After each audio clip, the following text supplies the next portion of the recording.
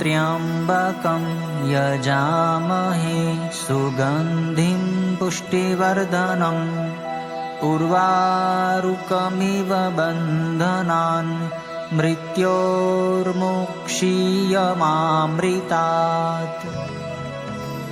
કરોડો બ્રહ્માંડોના નાયક આશુતોષ મહાદેવના દિવ્ય ચરિત્રોનું દિગ્દર્શન કરાવતી પવિત્ર કથા એટલે શિવમહાપુરાણની સત્સંગ ભક્તિ સરિતા। સમસ્ત બ્રહ્માંડોમાં એકમાત્ર વ્યાપ્ત શિવતત્વનું સૂક્ષ્માતિ સૂક્ષ્મ નિરૂપણ કરતું મહર્ષિ વેદવ્યાસ રચિત મહાપુરાણ એટલે શિવમહાપુરાણની સત્સંગ ભક્તિ સરિતા। પૂજ્યપાદ સદગુરુ સ્વામી શ્રી નિર્દોષાનંદ સરસ્વતીજી મહારાજના કૃપાપાત્ર સદશિષ્ય સ્વામી શ્રી ભોલાનંદ સરસ્વતીજી મહારાજના ચરખા મુકામે વિક્રમ સંવત 2081ના ચાતુર્માસ દરમિયાન તેઓશ્રીના શ્રીમુખેથી પ્રવાહિત થયેલી શ્રી શિવમહાપુરાણ સત્સંગ ભક્તિ સરિતા પૂજ્ય શ્રીની અત્યંત સરળ ભાવ ભક્તિપૂર્ણ સુસ્પષ્ટ અને સર્વગ્રાહ્ય સુમધુર વાણી દ્વારા વહેતી આ કથા સરિતા હૃદયમાં પ્રસ્ફુટિત કરે છે અદ્ભુત શિવ ચરણાનુરાગ। શિવોપાસનાનું રહસ્ય પ્રત્યેક કથાની માર્મિક સમજૂતી સાથે અનેક ઐતિહાસિક પ્રસંગોનું સુંદર નિરૂપણ શ્રોતાજનોને મંત્રમુગ્ધ કરે છે। જીવનું શિવ સાથે અનુસંધાન કરાવતી અંતરમાં અનેરો શિવ ભક્તિભાવ જગાડતી અને શિવતત્વ જ્ઞાન વડે મુક્તિનો માર્ગ બતાવતી આ કથાનું રસપાન કરીએ। ચાલો આ શિવમહાપુરાણની સત્સંગ સરિતામાં સ્નાન કરી ધન્યતા અનુભવીએ। પ્રતિદિન સત્સંગ પ્રવચનનું જીવંત પ્રસારણ નિહાળો ગુરુ સાનિધ્ય યુટ્યુબ ચેનલ પર। ઓમ નમો નારાયણાય।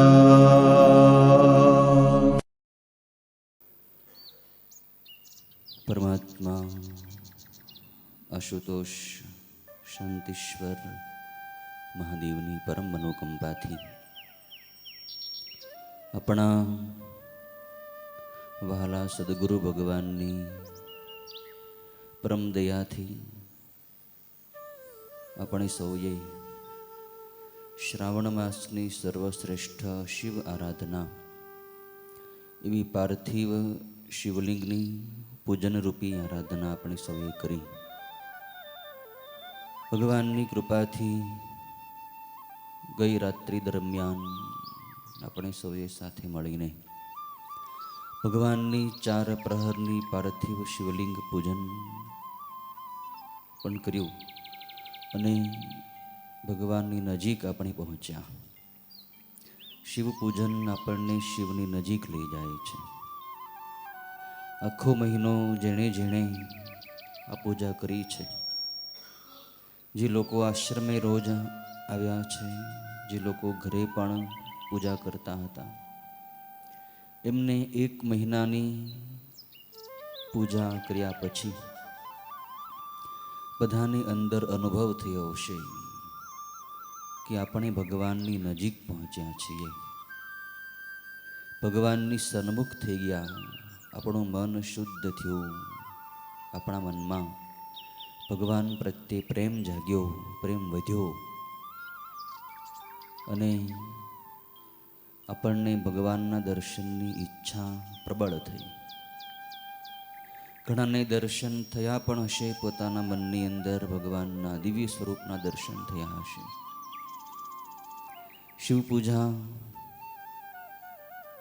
એવી અનુપમ ફળ આપવાવાળી સાધના છે કે ફળનું વર્ણન ન થઈ શકે। શિવ પૂજન તો મોક્ષરૂપી ફળ આપે છે। આ પૂજન કરીને આપણે આપણું મુક્તિનું ભાતું બાંધી લીધું, આનું ફળ બહુ મોટું મળવાનું છે। આખો શ્રાવણ માસ દરમિયાન આપણે જે ભગવાનની ભક્તિ ઉપાસના કરી, આપણા મનને શુદ્ધ કર્યું, તો એ શુદ્ધિને હવે આપણે સતત જાળવી રાખવાની છે। રોજ શિવ પૂજન આપણે કરીશું તો આપણું મન શુદ્ધ રહેશે। એટલે હવે નિયમિત શિવ પૂજન તમે ઘરે પાછા કરજો। આશ્રમે નિયમિત શાંતિશ્વર મહાદેવની પૂજા કરવા આવો, અથવા ઘરે શિવલિંગ રાખીને તેની પૂજા કરો। કોઈ વિશેષ પર્વ હોય, દર અઠવાડિયે સોમવાર આવે, દર મહિને શિવરાત્રિ આવે, ત્યારે પણ તમે આવી પાર્થિવ લિંગની પૂજા કરી શકો છો. રોજ કરવું હોય તો રોજ પણ કરી શકાય છે. પાર્થિવ લિંગની પૂજા તો રોજ પણ થઈ શકે છે, એમાં કોઈ નિષેધ નથી, કોઈ શાસ્ત્રોની મનાઈ નથી. શિવની પૂજા તો બધા માટે ને બધે સમયે ખુલ્લી છે. દરેક સમયે દરરોજ તમે પાર્થિવ લિંગની પૂજા કરી શકો છો. પણ કદાચ ન થઈ શકે તો મંદિરમાં તો પૂજા કરો જ, અથવા ઘરે પણ એક શિવલિંગ રાખીને ભગવાનની નિયમિત પૂજા કરો. નિયમિત તમે પૂજા કરતા રહેશો, નિયમિત ભગવાનની પ્રાર્થના કરશો, નિયમિત જપ કરશો, નિયમિત ધ્યાન કરશો, તો તમારું આ મન આવું ને આવું તાજું રહેશે. આવું ને આવું મન ભક્તિભાવ વાળું બનેલું રહેશે. તમે ભગવાનની પાસે રડી શકશો, ભગવાનની સાથે વાતો કરી શકશો. પણ વચ્ચે જો તમે બધું ભૂલી ગયા તો વળી પાછું એવી સ્થિતિ પ્રાપ્ત થવી બહુ કઠિન છે. આ પૂજામાં આપણે સામૂહિક રીતે બધાએ સાથે મળીને પૂજા કરતા હતા, એટલે વિશેષ આનંદ થયો. તો આવી જ્યાં સમૂહ પૂજા થતી હોય ત્યાં અવશ્ય જવું. સમૂહ પૂજન એ બહુ દુર્લભ અવસર છે. એકલા પૂજા કરીએ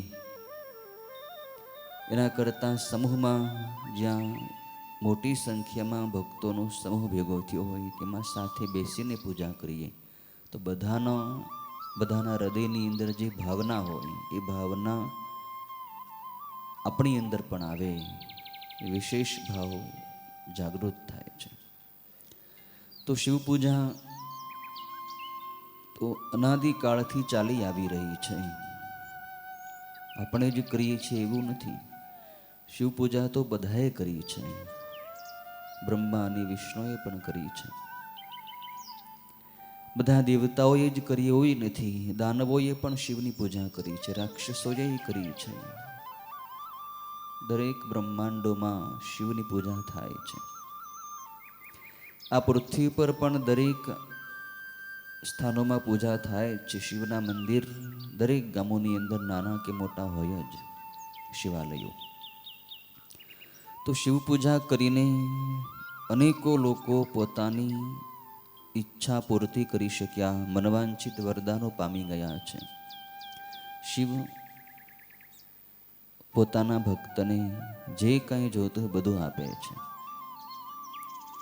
શિવપુરાણની અંદર આપણે દ્વાદશ જ્યોતિર્લિંગોની કથા કરી રહ્યા છીએ.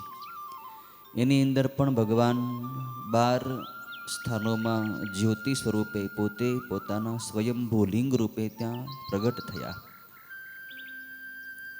એ ભારતના 12 સ્થાનો, સાક્ષાત મહાદેવનું સાનિધ્ય ત્યાં છે.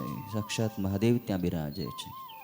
તો એ મહાદેવ, એ 12 જ્યોતિર્લિંગ પણ કોઈ ભક્તોએ ત્યાં પૂજા કરી, કોઈ ત્યાં તપ કર્યું, તો એના કારણે ભગવાન ત્યાં એમના નામથી ત્યાં જ્યોતિર્લિંગ બનીને બિરાજમાન થયા. તો પૂજાથી જ થયા છે. શિવલિંગ છે, બહુ સૂક્ષ્મ અર્થ ધરાવે છે. લિંગ ભગવાનના નિરાકાર સ્વરૂપનું પ્રતીક છે. શિવ સાકાર પણ છે, શિવ નિરાકાર પણ છે. એટલે કે શિવનો જટાવાળો, ગંગાવાળો આકાર પણ આપણે રોજ જેમ ભગવાનનું ધ્યાન કરતા હતા, વાઘાંબર ગજાંબર ભગવાન પે જટા ગંગા રાખે, ભગવાનનું સાકાર સ્વરૂપ છે. અને ભગવાન બધી વ્યાપક સ્વરૂપે, તત્વ સ્વરૂપે રહે છે. શિવનું નિરાકાર સ્વરૂપ છે. તો સાકાર સ્વરૂપની પૂજા તો ભગવાનની મૂર્તિ બનાવીને એમાં થઈ શકે, પણ શિવના નિરાકાર સ્વરૂપની પૂજા કરવી હોય તો એનું પ્રતીક શિવલિંગ છે. લિંગ એ શિવના નિરાકાર સ્વરૂપનું પ્રતીક છે. તો નિરાકારની પૂજા એ સાકાર કરતાં શ્રેષ્ઠ ગણાય છે. એટલે જ મૂર્તિ કરતાં શિવલિંગ શ્રેષ્ઠ ગણાય. શિવલિંગમાં કોઈ અંગ નથી, આંખ નથી, કાન નથી, હાથ નથી, પગ નથી. લિંગ નિરવયવ છે, નિરંગી છે. પણ છતાં ભગવાનનું એ સ્વરૂપ છે, ભગવાનની પૂજા એમાં થઈ શકે છે. તો કોટિરુદ્ર સંહિતાની અંદર સૂતજી બધા શૌનક વગેરે ઋષિઓને 12 જ્યોતિર્લિંગોની કથાની શૃંખલા આગળ ચલાવી રહ્યા છે. આપણે 18 અધ્યાય સુધીની કથા પરિપૂર્ણ કરી ચૂક્યા છીએ અને છેલ્લે ઓમકારેશ્વર જ્યોતિર્લિંગની કથા સૂતજીએ સંભળાવી હતી, જેમાં વિંધ્યાચળ પર્વતે ભગવાન શિવનું તપ કરીને ત્યાં ભગવાનને બિરાજમાન થવા માટેની પ્રાર્થના કરી. ભગવાન ત્યાં ઓમકાર ક્ષેત્રમાં 2 શિવલિંગ રૂપે બિરાજમાન છે, એક ઓમકાર અને એક પરમેશ્વર. એ બંને જ્યોતિર્લિંગો છે. હવે આજે સૂતજી ભગવાન શિવનું એક અદ્ભુત જ્યોતિર્લિંગ કે જે આપણા આ ધરાતલ ઉપર ખૂબ જ અતિશય ઊંચાઈ ઉપર આવેલું શિવલિંગ છે કે જેનું નામ કેદારેશ્વર છે અથવા કેદારનાથ છે. એ કેદારનાથ શિવલિંગનું પ્રાગટ્ય, એ કેદારનાથ જ્યોતિર્લિંગની સ્થાપના કેવી રીતે થઈ એની કથા સંભળાવી રહ્યા છે. આપણે સૌ જાણીએ છીએ ઉત્તરાખંડમાં ભગવાન શિવ મુખ્ય ઈષ્ટદેવ તરીકે ત્યાં બધા એને પૂજે છે. ઉત્તરાખંડમાં બધા શિવની જ ઉપાસના કરે છે. તેમાં 4 ધામ આવેલા છે ઉત્તરાખંડના. તો એ 4 ધામ છે બદ્રીનાથ, કેદારનાથ, ગંગોત્રી અને યમનોત્રી. યમનોત્રીમાં માં યમુનાનું પ્રાગટ્ય સ્થાન છે, ગંગોત્રીમાં માં ગંગા મૈયાનું પ્રાગટ્ય સ્થાન છે. બદ્રીનારાયણમાં ભગવાન નર અને નારાયણે ત્યાં વાસ કર્યો છે, એની પૂજા અનાદિકાળથી થઈ રહી છે. અને કેદારનાથમાં ભગવાન શિવનું મહાન જ્યોતિર્લિંગ બિરાજમાન છે, અતિ ઊંચાઈ ઉપર આવેલું છે. તો કથા એવી છે કે નર અને નારાયણ જે ભગવાન વિષ્ણુના 2 અવતારો થયા, એ બંને અવતારોએ એટલે કે નર અને નારાયણે આપણા આ બદ્રિકાશ્રમમાં, જે ઉત્તરાખંડમાં બદ્રિકાશ્રમ, જે બદ્રી પર્વત આવેલો છે, એ પર્વત ઉપર એમણે બંનેએ તપશ્ચર્યા કરી હતી. ભગવાન શિવની પાર્થિવલિંગની પૂજા નિયમિત કરતા નર અને નારાયણ બંનેએ ભગવાન શિવની પાર્થિવલિંગની પૂજા કરી અને ભગવાનને રોજ એ પ્રાર્થના કરતા, જેથી ભગવાન મહાદેવ નિયમિત એમણે સ્થાપેલા પાર્થિવલિંગની અંદર ભગવાન પધારતા હતા. નર અને નારાયણે શિવની જ ભક્તિ કરી, શિવની જ ઉપાસના કરી છે. એમ એ બંનેનો, ભગવાન વિષ્ણુના એ બંનેનો શિવ પૂજાનો ઘણો સમય એમનામ પસાર થઈ ગયો તપ કરતા કરતા. ત્યારે ભગવાન શિવ એકવાર સાક્ષાત એમની સમક્ષ પ્રગટ થયા. એમને બંનેને ભગવાને સાક્ષાત રૂપે દર્શન આપ્યા, નર અને નારાયણને. મહાદેવે એમને કીધું કે હે નર અને નારાયણ, તમારી ભક્તિથી, તમારી પાર્થિવ શિવલિંગની પૂજાથી હું પ્રસન્ન થયો છું. તમારે કાંઈ વરદાનની ઈચ્છા હોય તો માગી લો. ત્યારે નર નારાયણે ભગવાનની પ્રાર્થના કરી કે મહાદેવ, અમારી એક જ પ્રાર્થના છે, અમારી એક જ ઈચ્છા છે કે આપ અહીંયા કાયમ માટે વાસ કરો. લોકો આપની કાયમ પૂજા કરી શકે, આપના દર્શન કરી શકે, એના માટે આપ અહીંયા કાયમ માટે વાસ કરો. ત્યારે ભગવાન મહાદેવ એ બદ્રી પર્વતની બાજુમાં જે કેદાર પર્વત આવેલો છે, એ કેદાર પર્વત ઉપર ત્યાં ભગવાન મહાદેવ જ્યોતિર્લિંગ સ્વરૂપે ત્યાં બિરાજમાન થઈ ગયા. મહાદેવ નર નારાયણની પ્રાર્થનાથી, એમના તપથી, એમની પૂજાથી ત્યાં કેદારનાથ મહાદેવ તરીકે જ્યોતિર્લિંગ રૂપે ત્યાં બિરાજમાન થયા છે. અને કેદારેશ્વર નામથી ત્યાં ભગવાન પ્રખ્યાત છે. અને બદ્રિકાશ્રમમાં જે લોકો રહે છે એ બધા શિવને માને છે, શિવની પૂજા કરે છે અને શિવની પૂજા કરીને મનવાંછિત ઈચ્છાઓ પૂર્ણ કરે છે. અને આ કેદારનાથ મહાદેવની કોઈ ઉપાસના કરી, પૂજા કરી અને ક્યારેય સ્વપ્નમાંય તે દુઃખ થતું નથી. ભગવાન કેદારેશ્વર મહાદેવ ભારતની જનતા માટે એક આસ્થાનું સ્થાન છે. હજારો લાખોની સંખ્યામાં લોકો ત્યાં જાય છે. કેદારેશ્વર મહાદેવના જ્યોતિર્લિંગ સુધી પહોંચવો બહુ કઠિન રસ્તો છે. પહાડી ઇલાકો છે. બરફથી હિમાચ્છાદિત પર્વત ઉપર યાત્રા કરવી પડે છે. નીચેથી ઉપર જવા માટે 15-17 કિલોમીટરની યાત્રા ચાલીને કરવી પડે છે. જોકે આજે તો ત્યાં હેલિકોપ્ટર વગેરેની પણ સુવિધા થઈ ગઈ છે, પણ છતાં યાત્રા બહુ કઠિન છે. ત્યાંનું હવામાન ક્યારે બદલી જાય ખબર ન રહે. 5-5, 10-10 મિનિટે ત્યાંનું વાતાવરણ બદલાતું રહે છે. હેલિકોપ્ટરો પણ બંધ થઈ જાય. ગયા વર્ષે અમે આ શરીર ચાતુર્માસ પૂરો કરી એ ચારધામની યાત્રા દરમિયાન કેદારેશ્વર મહાદેવના જ્યોતિર્લિંગના દર્શન કરવા ગયેલા. પણ અદ્ભુત પ્રભાવશાળી એ સ્થાન છે. આજે પણ ત્યાં ભગવાન મહાદેવની દિવ્ય ચેતના વિલસી રહી છે. કઠિન યાત્રા હોવા છતાં હજારોની સંખ્યામાં શ્રદ્ધાળુઓ પગપાળા ચાલીને પર્વત ઉપર ચડતા ચડતા, પડતા, આખડતા પણ ભગવાનના દર્શન કરે છે, પૂજા કરે છે, ઉપાસનાઓ કરે છે, માનતાઓ કરે છે ભગવાનની. રસ્તો અતિ વિકટ છે અને ક્યારેય ભૂસ્ખલન થાય, ઉપરથી પર્વત ધસરી અને નીચે પડે એનું કાંઈ નક્કી નથી હોતું.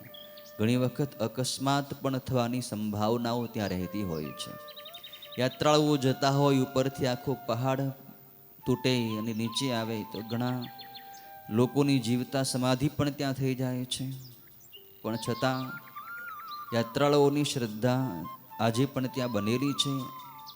આવું જોખમ ઉઠાવીને પણ લોકો ત્યાં કેદારેશ્વર જ્યોતિર્લિંગના દર્શન માટે જાય છે.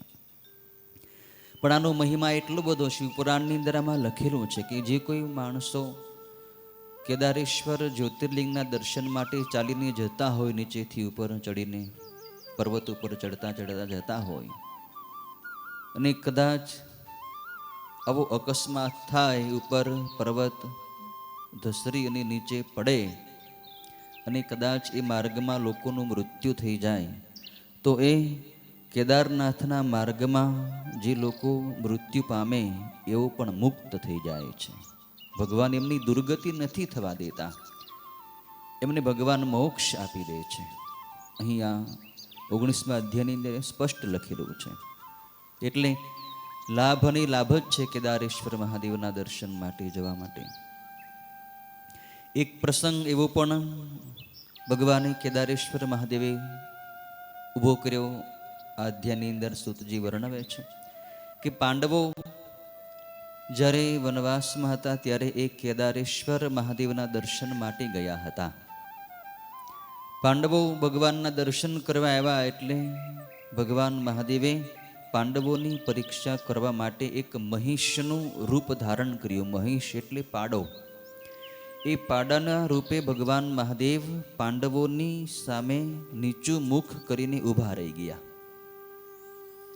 પાંડવોએ જોયું, ભગવાન એની પરીક્ષા કરવા માગતા હતા કે આ પાંડવો મને ઓળખી લે છે કે નથી ઓળખતા. પણ પાંડવોને ખ્યાલ આવી ગયો કે આ કોઈ સામાન્ય મહિષ નથી, અમને એમ લાગે છે કે આ સાક્ષાત મહાદેવ છે.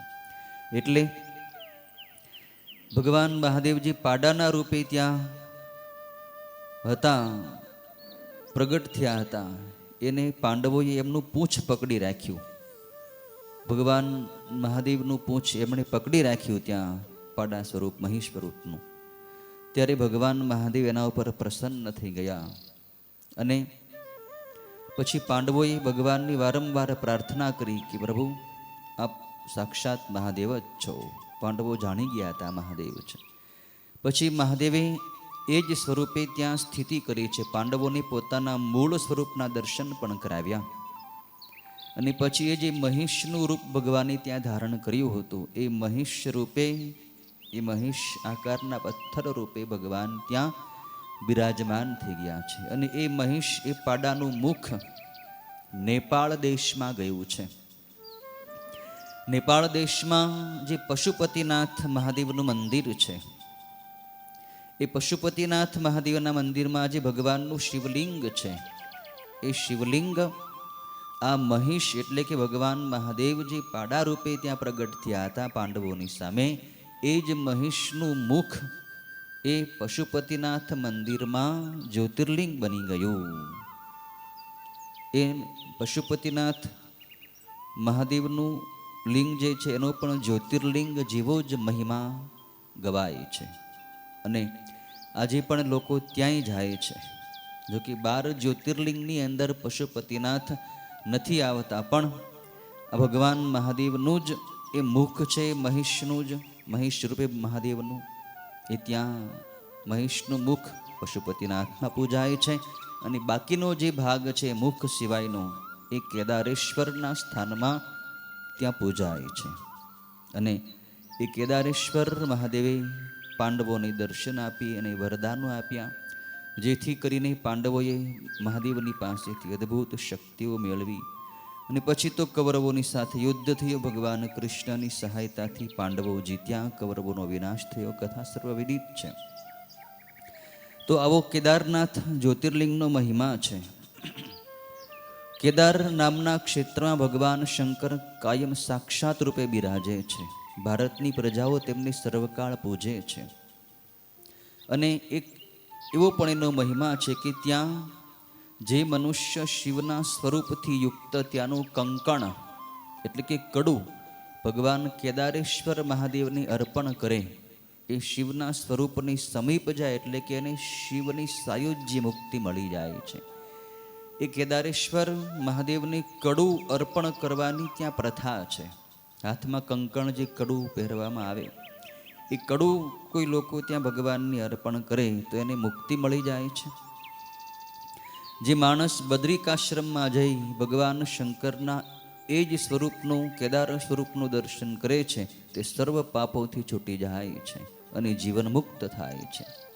બદ્રિકાશ્રમમાં આજે પણ નર અને નારાયણ એ બંનેના સ્વરૂપ માટેના પ્રતીક રૂપે ત્યાં 2 પર્વત છે. એક પર્વત નરનો, એક નારાયણનો. એ પર્વત રૂપે નર નારાયણ આજે પણ બદ્રિકાશ્રમમાં બિરાજે છે. અને એની બાજુમાં જે કેદારેશ્વર મહાદેવનો કેદાર પર્વત છે, જો કે બંને પહાડ અલગ અલગ છે. બંને પહાડ ઉપર યાત્રા કરવા માટે લાંબો અંતર કાપવું પડે છે. 4 ધામની અંદર આ બંને મુખ્ય ધામ છે, કેદારેશ્વર અને બદ્રિકાશ્રમ. તો એ કેદારનાથના માર્ગમાં જે લોકો મરી ગયા હોય તેઓ પણ મુક્ત થાય છે. એ કેદાર ક્ષેત્રમાં જઈને કેદારેશ્વરનું બરાબર પૂજન કરીને ભગવાનને ચડાવેલું ત્યાંનું પાણી પીને મનુષ્ય પુનર્જન્મ પામતો નથી, એટલે કે એને મુક્તિ મળી જાય. કેદારેશ્વર જ્યોતિર્લિંગને જે જળ ચડાવવામાં આવ્યું હોય એની જળનું આચમન આપણે લઈએ, એની પ્રસાદી ચરણામૃત, એ પ્રસાદી લેતા જ માણસના બધાય પાપ બળી જાય અને એને મુક્તિ મળી જાય છે. કેદારનાથમાં આજે પણ અલૌકિક ઘટનાઓ ઘટ્યા કરે છે. આજે પણ એ કેદાર પર્વતની આસપાસના પહાડી ઇલાકાઓમાં, પહાડી ગુફાઓમાં અનેકો સિદ્ધો, શિવયોગીઓ ત્યાં સાધનાઓ કરે છે, તપશ્ચર્યાઓ કરે છે. બહુ મોટી ઉંમરના યોગીઓ ત્યાં આજે પણ વસે છે. અને ક્યારેક કોઈ કુદરતી પ્રકોપ, કોઈ આપત્તિ ત્યાં આવી જાય તો એ યોગીઓ બધાને બચાવે પણ છે. કોઈ લોકો એ કેદાર ક્ષેત્રમાં માર્ગ ભૂલી ગયા હોય, અટવાણા હોય, તો ત્યાં યોગીઓ આજે પણ અલગ અલગ રૂપે પ્રગટ થઈ લોકોને સાચો માર્ગ બતાવીને યથાસ્થાને પહોંચાડી દે છે. થોડા વર્ષો પહેલાં એક ભયંકર પ્રપાત ત્યાં થયેલો, બાઢ આવેલી અને ઉપરથી પહાડો ઓગળી અને ભયંકર બરફ ઓગળીને બહુ મોટા પ્રમાણમાં પાણી ત્યાં વહેવા માંડ્યું હતું. એ સમયે કેદારનાથ મહાદેવનું જે શિવાલય છે ત્યાં જ્યોતિર્લિંગનું, એ શિવાલય એક બચી ગયું. બાકીનું જે કાંઈ ત્યાં લોકોએ ઊભું કર્યું હતું, લોકોની દુકાનો હતી, ત્યાં ધર્મશાળાઓના મકાનો હતા, બધું જ સાફ થઈ ગયું હતું. કેટલાય લોકો તો ત્યાં જીવિત સમાધિમાં ચગદાઈ ગયા, નીચે પૃથ્વીના પેટાળમાં જતા રહ્યા.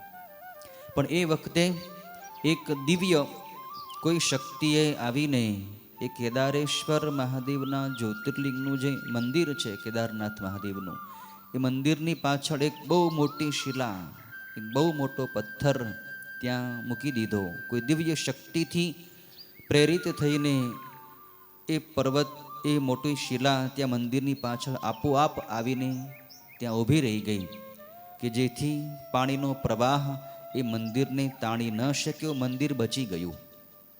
એ શિલા એટલી બધી મોટી છે, ગમે એવડું મોટું સાધન હોય, ક્રેન વગેરે, એનાથી હલી પણ ન શકે, જાણે કોઈ શિખર જેવી શિલા હોય.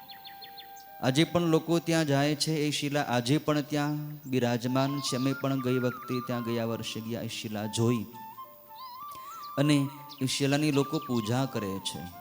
લોકોને આજે પણ નવાઈ લાગે છે કે આ આવડી મોટી શિલા, આવડો મોટો પથ્થર, જે આખા મંદિર કરતાં મોટો વિસ્તારવાળો પર્વત છે, એ પથ્થર છે, એવડો મોટો પથ્થર ક્યાંથી આવ્યો હશે? કોણે આવડો મોટો પથ્થર અહીંયા લાવીને કઈ રીતે આ પથ્થર આવ્યો હશે? અને એ જે પથ્થર એવડો મોટો છે, એવા પથ્થરો એ આસપાસના પહાડો ઉપર બીજે ક્યાંય એવા રંગના પથ્થર નથી. ત્યાં તો બરફ વાળા સફેદ પથ્થરો આપણને બધી જગ્યાએ જોવા મળે, પણ આ એક અલગ આકારનો અને અલગ પ્રકારનો પથ્થર ત્યાં અચાનક આવી ગયો, અને મંદિરની રક્ષા થઈ ગઈ, મંદિર બચી ગયું, જ્યોતિર્લિંગ બચી ગયું, બાકી બધું સાફ થઈ ગયું. આજે વળી પાછા બધા ભક્તોએ મહેનત કરી, સરકારે પણ ખૂબ સહાય કરીને વળી પાછું ત્યાં બધું વિકસિત, બધો વિકાસ કર્યો છે, બધું નિર્માણ કર્યું છે. તો ભગવાન કેદારેશ્વર મહાદેવ ભારતની પ્રજાને બહુ વહાલા છે. એક આસ્થા અને શ્રદ્ધા સાથે લોકો ત્યાં યાત્રાઓ કરે છે. સુતજી 19મા અધ્યાયની અંદર આ કેદારેશ્વર જ્યોતિર્લિંગની કથા વર્ણવી છે. 20મા અધ્યાયની અંદર ભગવાનનું એક દિવ્ય જ્યોતિર્લિંગ કે જેનું નામ ભીમેશ્વર મહાદેવ છે, એની કથા સુતજીવી વર્ણવી રહ્યા છે. કથા એવી છે કે કામરૂ દેશમાં ભગવાન મહાદેવ ભીમેશ્વર જ્યોતિર્લિંગ રૂપે પ્રગટ્યા છે. કેવી રીતે પ્રગટ થયા? તો કથા એવી છે કે ભીમ નામનો એક ભયંકર પરાક્રમી રાક્ષસ હતો. ધર્મનો નાશ કરવા વાળો હતો અને દુષ્ટોને સહાય કરવા વાળો હતો. કર્કટી નામની જે રાક્ષસી હતી, એનો એ દીકરો હતો. એક કુંભકર્ણથી કર્કટીની કુખે આ ભીમ નામનો અસુર ઉત્પન્ન થયો હતો. કુંભકર્ણનો એ પુત્ર હતો. કર્કટી આ પોતાના પુત્ર ભીમની સાથે સહ્યાદ્રી પર્વત ઉપર રહેતી હતી, અને ભીમાસુર નાનો હતો ત્યારે એની માતાને એણે પ્રશ્ન કર્યો કે હે માં, મારા પિતા કોણ છે? મારા નાના કોણ છે? નાની કોણ છે? અને તું એકલી અહીંયા કેમ રહે છો મારી સાથે? મને તો બધી સાચી વાત કહે. મા દીકરો બે જ રહેતા હતા, કર્કટી અને ભીમ. તો એની માતાએ કીધું કર્કટીએ કે બેટા, તારો પિતા કુંભકર્ણ નામે છે અને હું કર્કટ નામના મારા પિતાની દીકરી છું. કર્કટ મારા પિતા હતા, પુષ્કસી મારી માતા હતી, અને વિરાધ મારા પતિ હતા. વિરાધની કથા રામાયણની અંદર પણ આવે છે. ભગવાન રામે વિરાધને માર્યો હતો, અસુરને. તો આ વિરાધની પત્ની આ કર્કટી હતી. તો કર્કટ અને પુષ્કસી એ આ કર્કટીની માતા પિતા હતા.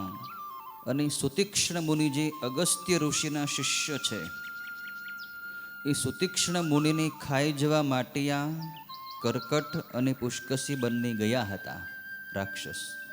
તો સુતીક્ષ્ણ મુનિ તો બહુ શક્તિશાળી હતા. એણે પોતાના તપથી, તપની શક્તિથી એ બંનેને બાળીને ભસ્મ કરી દીધા, કર્કટને અને પુષ્કસીને.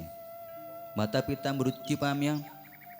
આ વિરાધની પત્ની કરકટી હતી. વિરાધને પણ ભગવાન રામે મારી નાખ્યો. એટલે આ કરકટી વિધવાથી એકલી થઈ ગઈ. એકલી આ સહ્યાદ્રી પર્વત ઉપર રહેતી હતી. ત્યારે રાવણનો નાનો ભાઈ કુંભકર્ણ એ ત્યાં આવેલો અને કરકટીની સાથે ત્યાં રહ્યો. એટલે કરકટીને પછી પુત્ર થયો અને એ પુત્ર એટલે આ ભીમ. કુંભકર્ણ તો ત્યાંથી જતો રહ્યો લંકામાં અને આ કરકટી એકલી રહેતી હતી અને ભીમ નામનો આ પુત્ર ઉત્પન્ન થયો. બધી વાત કરકટીએ કરી કે આવી રીતે દેવતાઓએ આપણને બહુ દુઃખ દીધું છે. રામે મારા પતિને મારી નાખ્યો, આ ઋષિએ મારા માતા પિતાને મારી નાખ્યા, રામે કુંભકર્ણને પણ મારી નાખ્યા છે. તો એ તારા આશરે તારી સાથે હું અહીંયા એકલી રહ્યો છું બેટા, બહુ દુઃખી છું. ત્યારે ભીમાસુરને અત્યંત ક્રોધ થયો કે આ દેવતાઓ આપણને વારંવાર હેરાન કરે છે, વિષ્ણુએ અમને બહુ હેરાન કર્યા છે. એટલે ભીમાસુરે પછી તપશ્ચર્યા કરીને દેવતાઓને હરાવવાનો એને દુઃખ દેવાનો નિશ્ચય કર્યો. ભીમાસુરે 1000 વર્ષ સુધી બ્રહ્માજીની ઉદ્દેશ્યને ભયંકર તપ કર્યું. હાથ ઊંચા રાખીને સૂર્ય સામે દ્રષ્ટિ સ્થિર કરીને એક પગે ઊભો રહ્યો અને 1000 વર્ષ સુધી બ્રહ્માજીનું તપ કર્યું. એટલે એના માથામાંથી ભયંકર તેજ પ્રગટ થયું. એ તેજથી બધાય દેવતાઓ બળવા માંડ્યા અને બ્રહ્માજીની પાસે ગયા કે બ્રહ્માજી આપ આ ભીમાસુર આપણનું તપ કરે છે અને એના તપથી અમે બળીએ છીએ, તમે જાઓ એને જે કંઈ વરદાન જોતું હોય આપી દો. એટલે બ્રહ્માજી એ ભીમાસુરની પાસે આવ્યા અને વરદાન માગવાનું કહ્યું. ત્યારે ભીમાસુરે કીધું કે મને આપ અતુલ બળ આપો, એટલું બધું બળ આપો કે એવું બળ કોઈની પાસે ન હોય, બધાને હું જીતી લઉં. અસુરો ભગવાન આ કોઈ તપ કરે તો એ ભગવાનની પાસેથી બળ માગે કે શક્તિઓ માગે, હેરાન કરવાની જ એની દાનત હોય, વૃત્તિ હોય. જે ભગવાનનું તપ કરીને ભગવાનની પાસેથી મુક્તિ મળી શકે છે તો એના બદલે આવું બળ માગી લોકોને દુઃખ દેવાનું વરદાન માગે. તો દુઃખ દેવાની ભાવના જેના મનમાં છે એ જ રાક્ષસ છે. જેના મનમાં બીજાને દુઃખ દેવાની વૃત્તિ છે, બીજાને નડવાની, હેરાન કરવાની, બદલો લેવાની, વેરભાવની ભાવના છે, એ જ રાક્ષસ, એ જ અસુર. આ અસુરે અતુલ બળ માગ્યું. બ્રહ્માજી તો વરદાન આપી દીધું, એના તપથી વશ થઈ ગયા હતા. દેવોને તો વરદાન આપવું જ પડે. ભીમાસુરે પછી ભયંકર પરાક્રમ કરી ઇન્દ્ર વગેરે બધાઈને જીતી લીધા. એની માતાએ રાજી થી ભીમાસુરની કે મારા પુત્રે અદ્ભુત બળ પ્રાપ્ત કર્યું. દેવતાઓને જીતી લીધા, વિષ્ણુ ભગવાનને હરાવી દીધા. વિષ્ણુ ભગવાનનું કોઈ પરાક્રમ ચાલ્યું નહીં. ભીમાસુર એટલો પરાક્રમી હતો. પછી એ દેવતાઓ પણ દુઃખી થયા. આ ભીમાસુરે સ્વર્ગને જીતી લીધું. પછી પૃથ્વીને જીતવા માટે પૃથ્વી પર જે રાજાઓ હતા એ રાજાઓને જીતવાની એણે શરૂઆત કરી ભીમાસુરે. તો પૃથ્વી પર દક્ષિણ દિશામાં કામરૂ દેશ બહુ સમૃદ્ધ દેશ હતો. એ દેશનો રાજા સુદક્ષિણ હતો. એ દેશને જીતવા માટે એની ઉપર ચડાઈ કરી ભીમાસુરે. તો એ ભીમાસુરની પાસે તો બ્રહ્માનું વરદાન હતું. એટલે એ વરદાનના પ્રભાવથી એણે આ સુદક્ષિણ રાજા ઉપર વિજય મેળવી લીધો, કામરૂ દેશ ઉપર વિજય મેળવ્યો. સુદક્ષિણ નામનો રાજા ભગવાન શિવનો ભક્ત હતો ને મહાન વીર હતો, પરાક્રમી હતો, અદ્ભુત શક્તિવાળો હતો. પણ આ ભીમાસુરને વરદાન મળેલું હતું ને બ્રહ્માનું, એટલે એ વરદાનના પ્રભાવથી એ રાજાને એણે જીતી લીધો. રાજાને ખૂબ માર્યો ભીમાસુરે. મારીને પછી જેલની અંદર પૂરી દીધો છે. જે કાંઈ એનું બધું રાજપાટ હતું બધું ભીમાસુરે પડાવી લીધું. અને રાક્ષસે આ ભીમાસુરે સુદક્ષિણ રાજાના પગમાં બેડીઓ પહેરાવીને એને કેદમાં પૂરી દીધો છે. એ રાજાની દક્ષિણા નામની પત્ની હતી એને પણ કેદમાં પૂરી દીધી છે. રાજા તો શિવનો ભક્ત છે. બંને પતિ પત્ની શિવનું ભજન ત્યાં જેલની અંદર શરૂ કરે છે. ભગવાનનું માનસિક પૂજન કરે છે. પાર્થિવ વિધાન પૂર્વક ભગવાન શિવનું એ માનસિક પૂજન કરે છે જેલની અંદર રાજા. અને રોજ માનસિક સ્નાન વગેરે કરે, ગંગાજીની રોજ સ્તુતિ કરે, ભાવ કરે કે મેં સ્નાન કર્યું છે, ભગવાનની હું રોજ પૂજા કરું છું પાર્થિવલિંગની. માનસ પૂજા જ થઈ શકે. આવી સ્થિતિમાં બહાર પૂજા તો ક્યાં થઈ શકે? ન થઈ શકે જેલની અંદર તો. એટલે સુદક્ષિણ રાજા ભગવાન શિવનું ભજન અને તપ જેલની અંદર કરવા માંડ્યો છે અને પંચાક્ષરમય વિદ્યા ઓમ નમઃ શિવાયનો જપ કરે છે.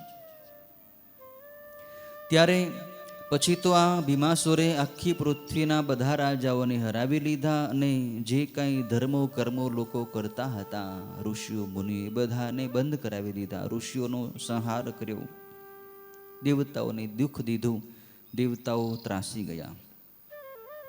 પછી બધાય દેવતાઓ બ્રહ્મા અને વિષ્ણુને સાથે લઈને ભગવાન મહાદેવની પાસે જાય છે કે મહાદેવ આપ બચાવો. મહાકોશી નદીના પવિત્ર કિનારે બધાય દેવતાઓ આવ્યા છે. બધાય દેવતાઓએ મળીને ત્યાં ભગવાન શિવની પાર્થિવલિંગની પૂજા કરી છે. પહેલાં તો પાર્થિવલિંગની જ પૂજા થતી હતી, પછી બધા શિવલિંગો પૂજાણા છે.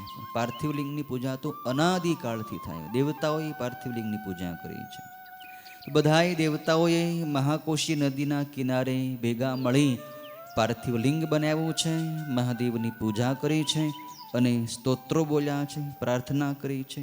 મહાદેવની પાસે રડતા રડતા બધા દેવતાઓ ભગવાનને બોલાવે, મહાદેવ આપ પધારો અને આ ભીમાસુરના ત્રાસમાંથી અમને છોડાવો મહાદેવ. મહાદેવ પ્રગટ થયા અને દેવતાઓને કહ્યું છે કે તમારી શું ઈચ્છા છે? મહાદેવતાઓ કહે, પ્રભુ આ ભયંકર અસુર છે, કુંભકર્ણનો પુત્ર છે, કર્કટીનો દીકરો છે અને એણે બ્રહ્માજીનું તપ કર્યું છે, દેવતાઓને હરાવી દીધા છે. આપ હવે એનો વિનાશ કરો મહાદેવ.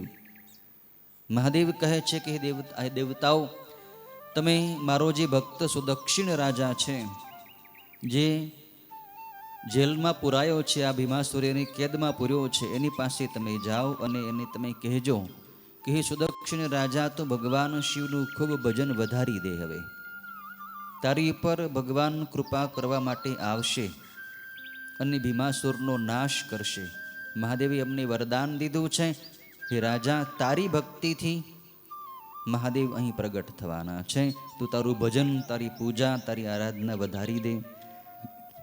તમે આ સમાચાર એ સુદક્ષિણને કહેજો. ભગવાને દેવતાઓને મોકલ્યા છે. દેવતાઓ સુદક્ષિણ રાજા પાસે આવ્યા અને બધી વાત કરી છે. એટલે એ સુદક્ષિણ રાજા પણ આનંદમાં આવી ગયો કે ભગવાન હવે જરૂર પ્રગટ થશે.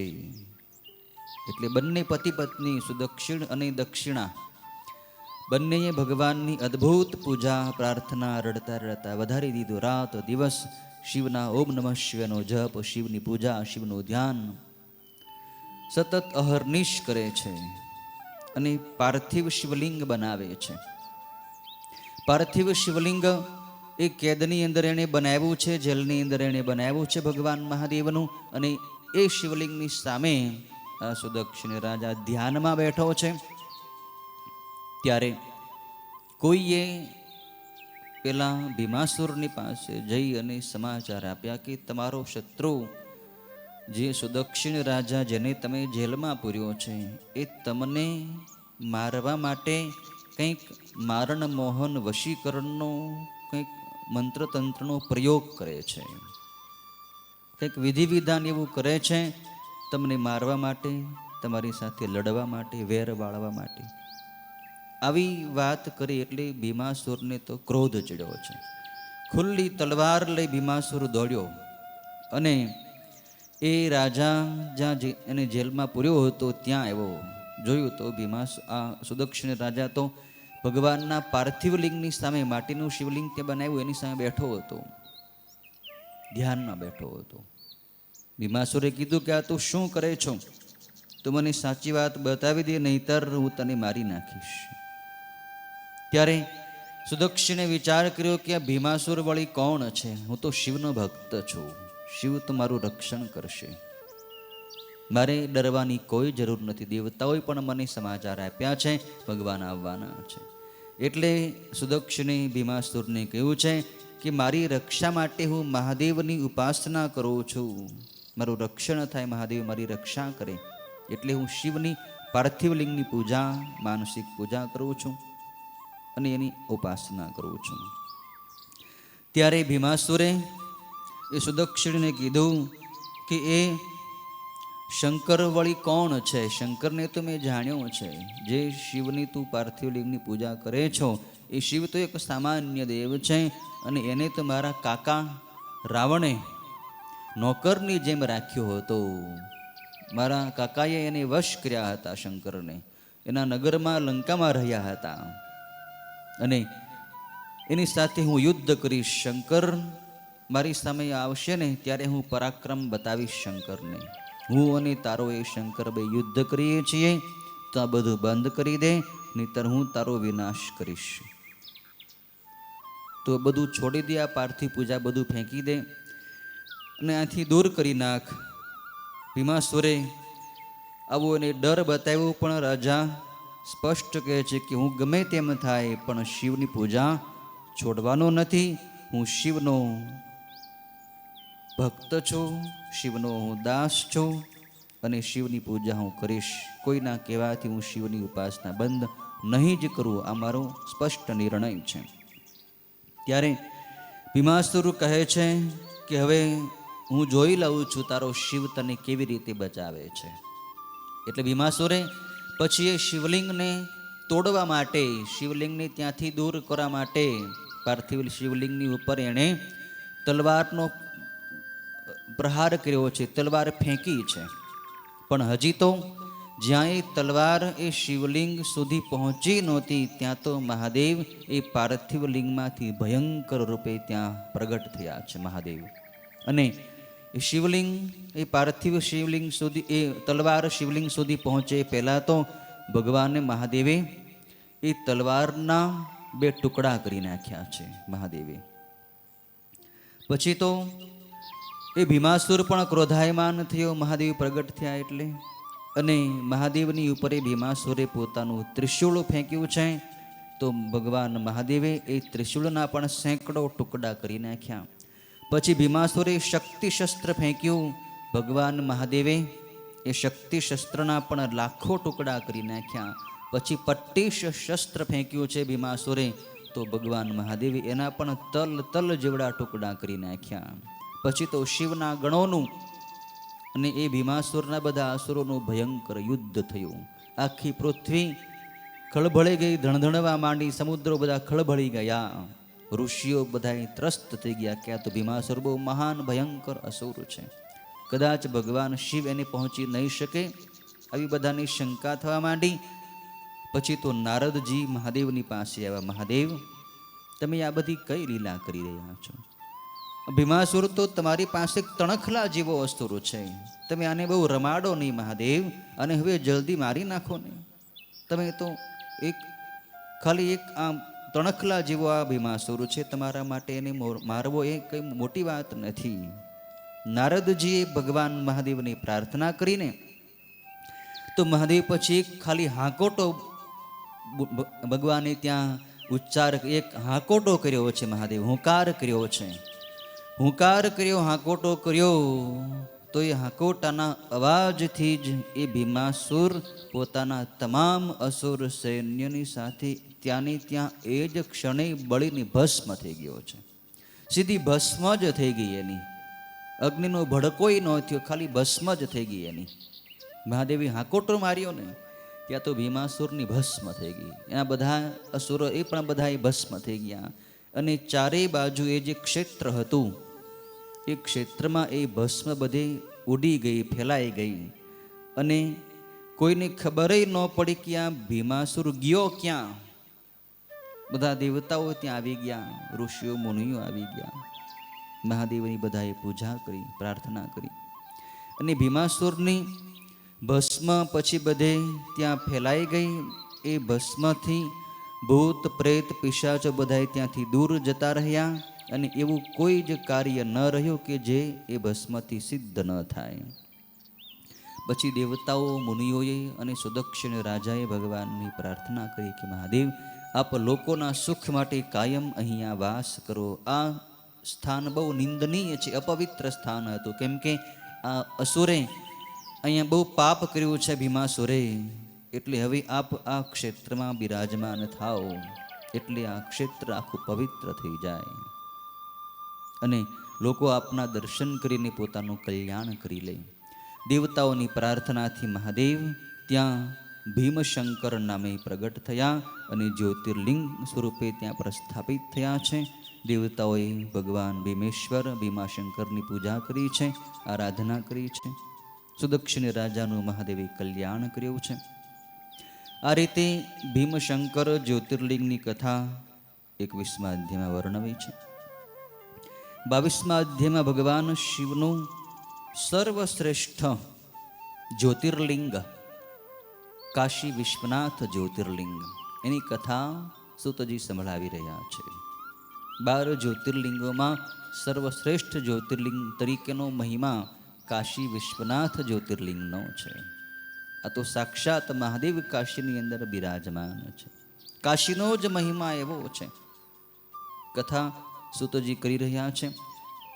કથા એવી છે કે પહેલાં તો ભગવાન નિરાકાર સ્વરૂપે હતા, એક જ ઈશ્વર હતા. પહેલાં તો પૃથ્વી નહોતી, જળ નહોતું, તેજ નહોતું, વાયુ નહોતું, આકાશ નહોતું, સૂર્ય નહોતો, ચંદ્રય નહોતા, કોઈ બ્રહ્માંડો નહોતા, કાંઈ હતું જ નહીં, કોઈ દેવતાઓય નહોતા, કાંઈ હતું જ, ખાલી શૂન્ય હતું. એક ઈશ્વર નિરાકાર હતા. એ નિરાકાર ઈશ્વરને બે રૂપે થવાની ઈચ્છા હતી કે હું મારા સ્વરૂપમાંથી કંઈક બીજાને ઉત્પન્ન કરું. એટલે એ નિરાકાર જે શિવ હતા એ શિવે પોતાનામાંથી શક્તિની ઉત્પત્તિ કરી. શક્તિ દેવી શિવાદેવી પ્રગટ થયા અને એ શિવ અને શિવાએ પછી ત્યાં પ્રકૃતિ અને પુરુષને ઉત્પન્ન કર્યા, એટલે કે વિષ્ણુને પ્રગટ કર્યા છે. શિવ અને શક્તિથી, શિવ અને શિવાથી વિષ્ણુ પ્રગટ થયા છે. અને શિવ અને શિવાએ પછી એ વિષ્ણુને કહ્યું છે કે તમે હવે તપ કરો. તપ કરવાની આજ્ઞા વિષ્ણુને આપી છે શિવ શિવાએ. તો વિષ્ણુ ભગવાને શિવ શિવાને કહ્યું કે તપ કરવાનું સ્થાન તો કંઈક જોઈએ ને, કોઈ જગ્યા જ નથી, મારે તપ ક્યાં કરવું, કેમ કે પહેલાં પૃથ્વી તો હતી જ નહીં.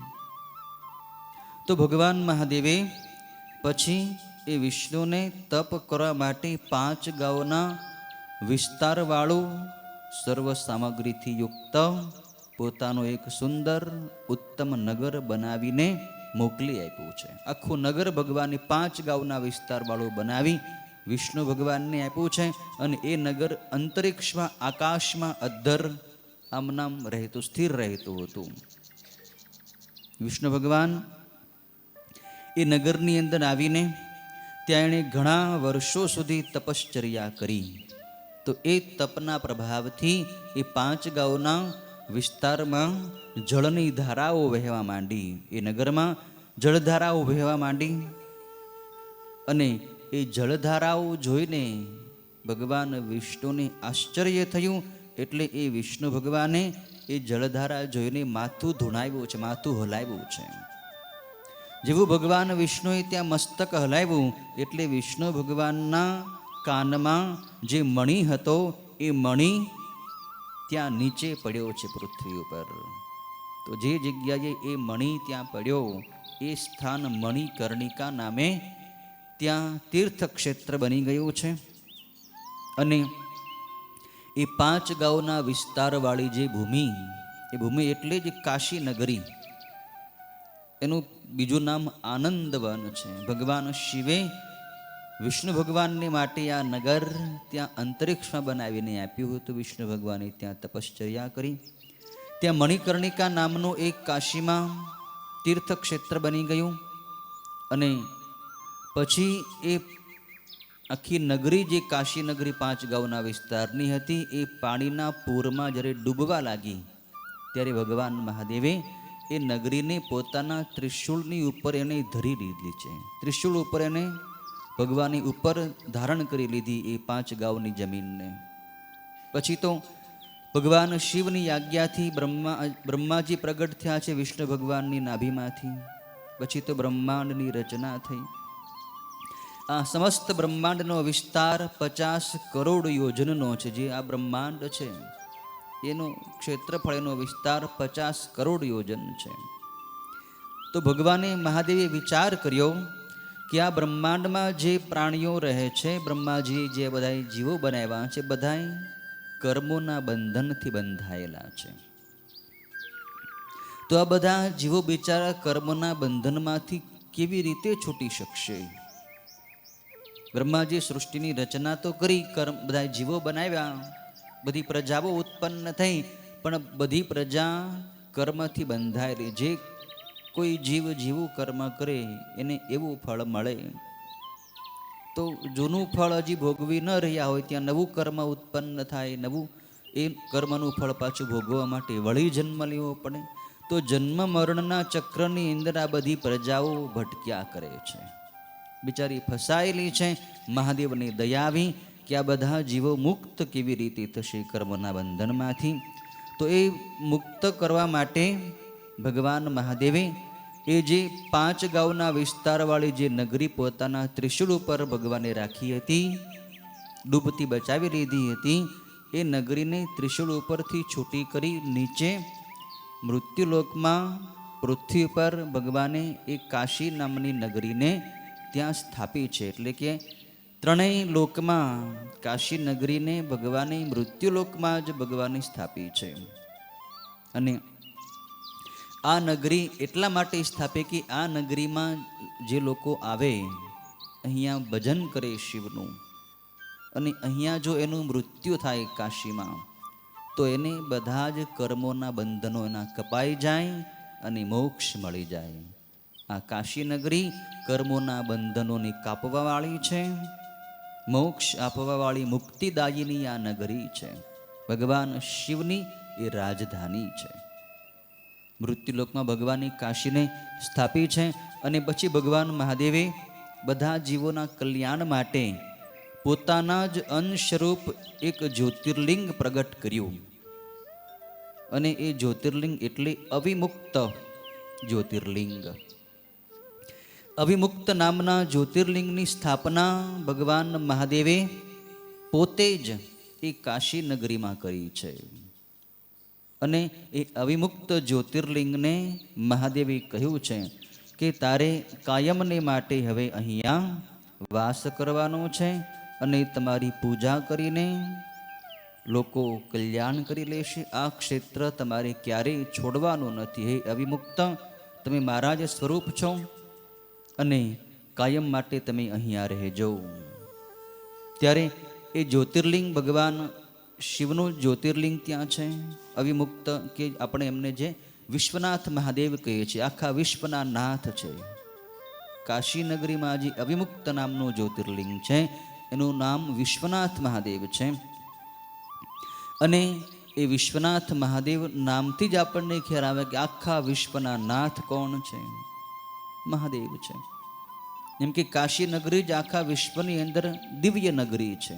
માત્ર ભારતમાં જ નહીં પણ આખા વિશ્વમાં સર્વશ્રેષ્ઠ નગરી. કેમ કે ભગવાને સૌથી પહેલાં જ એ નગરની રચના કરી હતી. પૃથ્વી તો પછી બની, પહેલાં કાશી નગરી બની ગઈ, પછી પૃથ્વી ઉપર એ નગરીને ભગવાને સ્થાપી છે.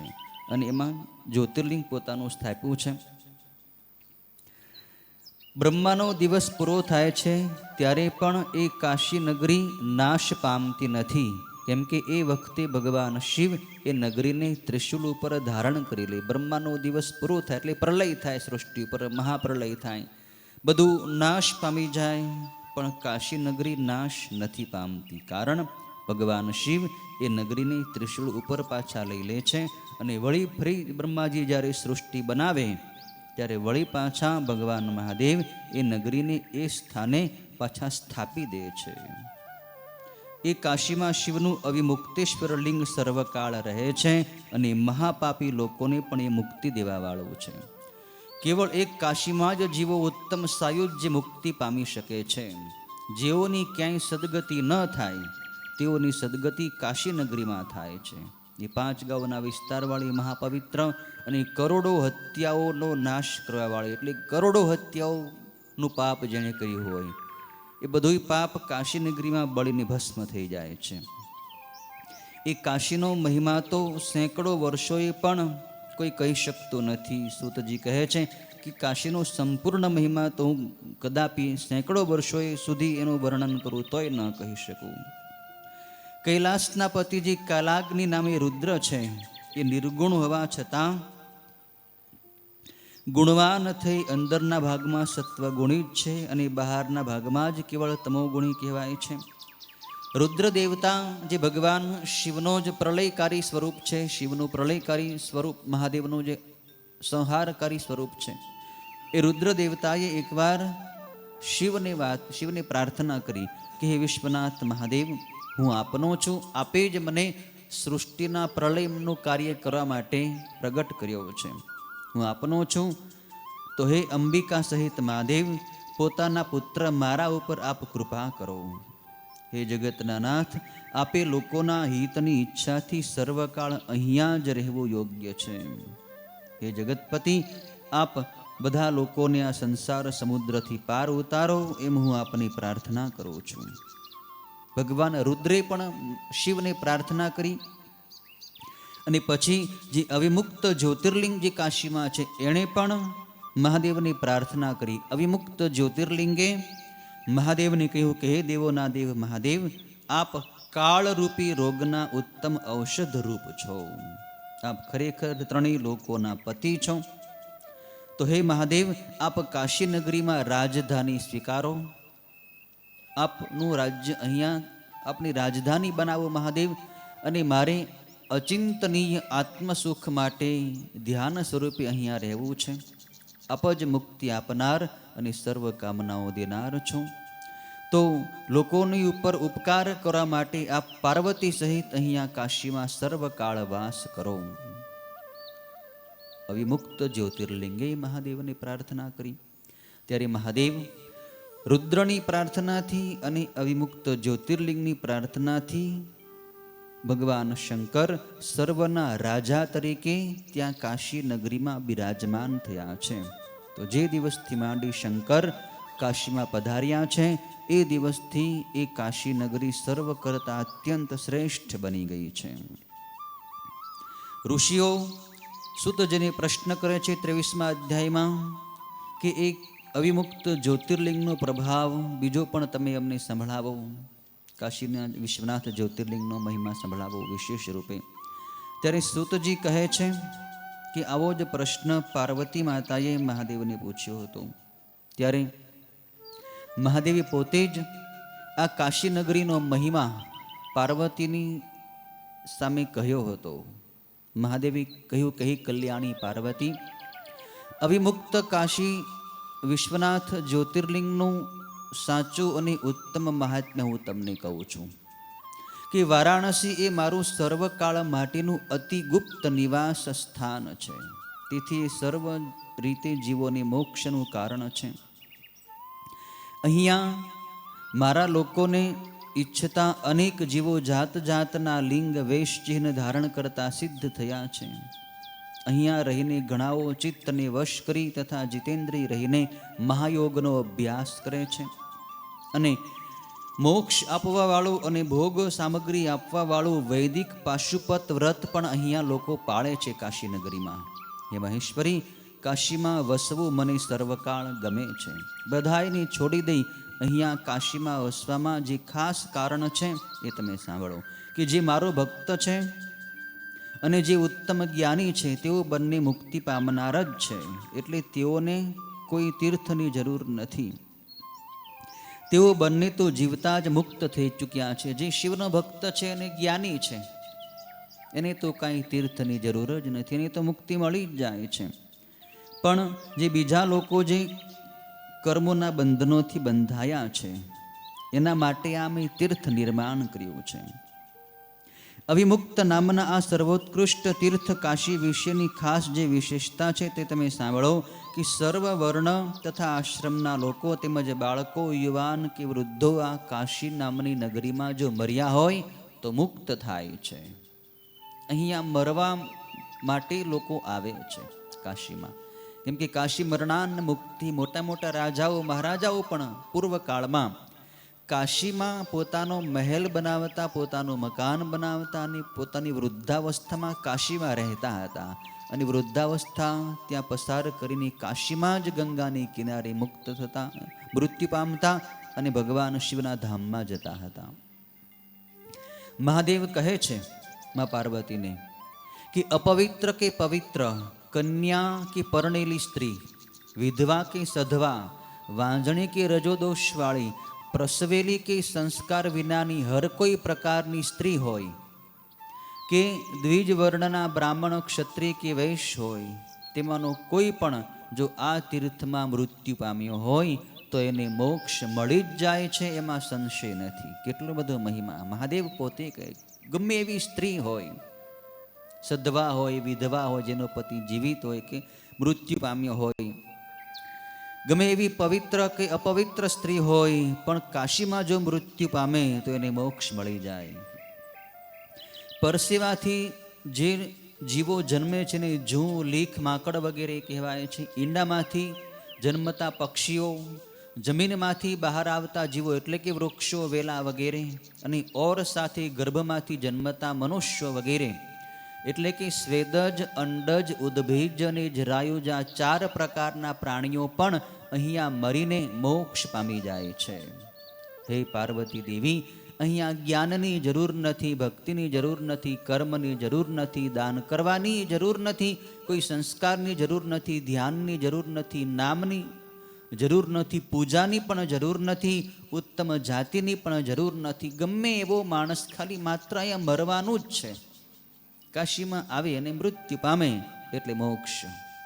મોક્ષદાયી આ મારા ક્ષેત્રમાં હર કોઈ મનુષ્ય વસતો હોય અને તે કોઈ પણ રીતે મૃત્યુ પામ્યો હોય છતાં એ મોક્ષ મેળવી જ લે છે. અમારું દિવ્ય નગર ગુપ્તથી પણ અત્યંત ગુપ્ત છે. આનું મહાત્મ્ય અત્યંત મોટું છે. આ ક્ષેત્રમાં અવિમુક્ત નામે મારું જ્યોતિર્લિંગ છે. નૈમિષારણ્ય વગેરે ક્ષેત્રો કરતાં પણ આ કાશી ક્ષેત્ર સંપૂર્ણ રીતે શ્રેષ્ઠ છે. કેમ કે મરેલાને મોક્ષ આપવા માટે તો આ જ એક ક્ષેત્ર મેં બનાવ્યું છે, કાશી ક્ષેત્ર. અહીંયા લોકો કાશીમાં આવે અને ભલે ઈચ્છા અનુસાર ગમે એવું કામ કરે, ભોજન કરે, ઈચ્છા અનુસાર ઊંઘે, રમે કે બધી ક્રિયાઓ કરે, પણ અહીંયા કોઈ માણસ ગમે એવો જીવ આવે, પ્રાણ ત્યજે તો એને મોક્ષ મળી જ જાય છે. હજારો પાપો કરીને લોકોને પિશાચપણું પ્રાપ્ત થાય છે, એ શ્રેષ્ઠ છે. પણ કાશી નગરી વિના સ્વર્ગ નિમિત્તે હજારો યજ્ઞો કરવા એ શ્રેષ્ઠ નથી. જેમ કે કાશી નગરીમાં જ વાસ કરવાની ઈચ્છા કરવી જોઈએ, કાશીમાં જ મરવું. તો બીજા સ્વર્ગ માટે યજ્ઞો ગમે એટલા કરી તો સ્વર્ગની પ્રાપ્તિ થાય, મોક્ષ તો મળવાનું નથી. તો કાંઈ કરવાની જરૂર જ નથી, કાશીમાં જતા રહીએ, ભગવાન મોક્ષ આપી દે છે. તો લોકોના કલ્યાણ માટે મહાદેવ કહે છે કે આ નગરી મેં બનાવી છે. હે દેવી પાર્વતી, જે જે ફળને ઉદ્દેશી લોકો અહીંયા તપ કરે છે એ ફળ બરાબર રીતે હું એને અવશ્ય આપું છું. અહીંયા કોઈ કર્મનું બંધન પણ થતું નથી, માટે અહીંયા જ દરેકે શરીર છોડવું જોઈએ. હે પાર્વતી, જેણે ધર્મ ઉપરની રુચિ છોડી દીધી હોય એવો નાસ્તિક મનુષ્ય પણ જો આ ક્ષેત્રમાં મર્યો હોય તો ફરી એ સંસારમાં આવતો નથી. તો પછી જે લોકો સત્વગુણી હોય, ધાર્મિક હોય, કૃતાર્થ થયેલા હોય, કંઈક ભજન ભક્તિ કરતા હોય, અથવા સંતો સંન્યાસીઓ વગેરે શ્રેષ્ઠ મહાત્માઓ મહાપુરુષો હોય, એ અહીંયા આવે અને અહીંયા એમનું શરીર છૂટે તો એને મોક્ષ કેમ ન મળે? મળી જ જાય. અહીંયા મરવાવાળો પછી સંસારમાં પાછો આવતો નથી. જન્મથી માંડીને યોગ સાધતો આત્મા હજારો જન્મે મોક્ષ મેળવે છે, ત્યારે હર કોઈ પ્રાણી અહીંયા કેવળ મરવાથી જ મોક્ષ પામી જાય છે. બાકી મોક્ષ માટે તો કેટલી બધી સાધનાઓ કરવી પડે, તપશ્ચર્યાઓ કરવી પડે, ત્યારે મોક્ષ મળે છે. પણ અહીંયા કાશીમાં માત્ર મરે માણસ ત્યાં જ એને મોક્ષ મળી જાય છે. અહીં ભક્તોએ સ્થાપેલા અનેક શિવલિંગો છે અને બધાય શિવલિંગો ભોગ અને મોક્ષ દેનારા છે. આ ક્ષેત્ર ચારે દિશામાં ચોપાસ 5 ગાવનું કહેવાય છે. મરણકાળે પ્રાણીની અમરપદ આપવા વાળું છે. જે મનુષ્ય અહીંયા અવિમુક્ત નામના ક્ષેત્રમાં રહીને પાપ કરે એ ખરેખર ભયંકર યાતના ભોગવીને 10,000 વર્ષે એ પાપ કર્મ ભોગવીને પણ પાછળથી મોક્ષ પામી જાય. અહીંયા કાશીનગરીમાં કોઈ માણસ પાપ કરે તો એના ફળ રૂપે એને યાતનાઓ ભોગવવી પડે, પણ ભોગવ્યા પછી તે એને મોક્ષ તો મળી જ જાય છે. કેમ કે કાશીમાં એણે વાસ કર્યો હતો ને, એટલે કાશીના વાસના પ્રભાવથી એને મોક્ષ મળી જાય છે. એ રીતે પાપાચાર નિમિત્તે જે ગતિ થાય તે મેં તમને કીધી છે. હે દેવી, દરેક તીર્થ સુલભ છે પણ કાશીનગરી દુર્લભ છે. પૂર્વ જન્મમાં જો આદરથી કાશીના દર્શન કર્યા હોય તો આ જન્મમાં કાશીનગરીને પામીને મનુષ્ય ત્યાં મરણ પામી શકે છે. નહીં તો ત્યાં મરણ પણ મેળવવું મુશ્કેલ, ત્યાં મરવું પણ, લોકો ત્યાં મરી પણ ન શકે. કાશીમાં જવાની ઈચ્છા ન થાય ઘણાને. પણ જેણે પૂર્વ જન્મમાં ઈચ્છા કરી હોય કે મારે કાશીમાં જવું છે, કાશીમાં મરવું છે ને મોક્ષ મેળવવો છે, એવાને ત્યાં મરણ પ્રાપ્ત થાય છે. કાશીમાં જઈને જે મનુષ્ય ગંગામાં સ્નાન કરે છે એ જ ક્ષણે તેના સંચિત તથા ક્રિયમાણ કર્મોનો પણ નક્કી નાશ થઈ જાય છે. બાકી જે પ્રારબ્ધ કર્મ છે એ તો ભોગવ્યા વિના નાશ પામતું જ નથી. કેમ કે પ્રારબ્ધ કર્મથી જ આ શરીર બંધાણું છે. તો શરીરની આયુષ્ય છે ત્યાં સુધી એના પ્રારબ્ધો તો બધા ભોગવવા જ પડશે. તો પ્રારબ્ધ સિવાયના જે સંચિત અને ક્રિયમાણ કર્મો છે એ બધા કર્મો ગંગામાં સ્નાન કરવાથી નષ્ટ થઈ જાય છે. પહેલા કાશીના દર્શન કર્યા હોય અને એ પછી મનુષ્ય જો પાપ કર્મ કરે તો એ પ્રથમ કરેલા કાશી દર્શન રૂપ બળવાન બીજ વડે ફરી એ પ્રાણી કાશીમાં લઈ જવાય છે. એ વખતે તેના સર્વ પાપો નાશ પામે છે. માટે કર્મોનું મૂળમાંથી નાશ કરનારી કાશીનું મનુષ્ય અવશ્ય સેવન કરવું જોઈએ. હે પાર્વતી, જેણે એક પણ બ્રાહ્મણને કાશીમાં વસાવ્યો હોય એ કાશીમાં વાસ મેળવી અવશ્ય મુક્તિ પામે છે. કાશીમાં જે મર્યો હોય તેનો પુનર્જન્મ થતો નથી. આવી રીતે આ કાશીનગરીનો અત્યંત શ્રેષ્ઠ મહિમા છે. અને ભગવાન શિવનું ત્યાં અવિમુક્ત વિશ્વનાથ જ્યોતિર્લિંગ ભગવાને ત્યાં બિરાજમાન કરાવ્યું છે. તો આવો અદ્ભુત મહિમા આ કાશી વિશ્વનાથ જ્યોતિર્લિંગનો છે. 23મા અધ્યાયની અંદર ભગવાને બતાવ્યો છે. 24મા અધ્યાયની અંદર હવે સૂતજી ઋષિઓને એક અદ્ભુત જ્યોતિર્લિંગ કે જેનું નામ ત્રંબકેશ્વર મહાદેવ છે એ જ્યોતિર્લિંગનો મહિમા બતાવી રહ્યા છે. આ જ્યોતિર્લિંગ કેવી રીતે પ્રગટ થયું, આ જ્યોતિર્લિંગ કોના તપથી પ્રગટ થયું, એ સૂતજી આની દિવ્ય કથા શૌનક વગેરે ઋષિઓને હવે આવતીકાલે સંભળાવશે. ઓમ પૂર્ણમદ પૂર્ણમિદમ પૂર્ણાત પૂર્ણમુદચ્યતે પૂર્ણસ્ય પૂર્ણમાદાય પૂર્ણમેવાવશિષ્યતે. ઓમ શાંતિ શાંતિ શાંતિ. ઓમ નમઃ શિવાય. ઓમ નમઃ શિવાય. ઓમ નમઃ શિવાય. ઓમ નમઃ શિવાય. ઓમ હર હર ભોલે નમઃ શિવાય. ઓમ હર હર ભોલે નમઃ શિવાય. ઓમ નમઃ શિવાય. ઓમ નમઃ શિવાય. ઓમ નમઃ શિવાય. ઓમ નમઃ શિવાય. ओम हर हर भोले नमः शिवाय। ओम हर हर भोले नमः शिवाय। ओम नमः शिवाय। ओम नमः शिवाय। ओम नमः शिवाय। ओम नमः शिवाय। ओम हर हर भोले नमः शिवाय। ओम हर हर भोले नमः शिवाय। ओम नमः शिवाय। ओम नमः शिवाय। ओम नमः शिवाय। ओम नमः शिवाय। ओम हर हर भोले नमः शिवाय।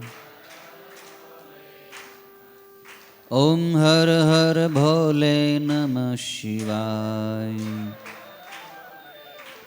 ओम नमः पार्वती पतये हर हर महादेव।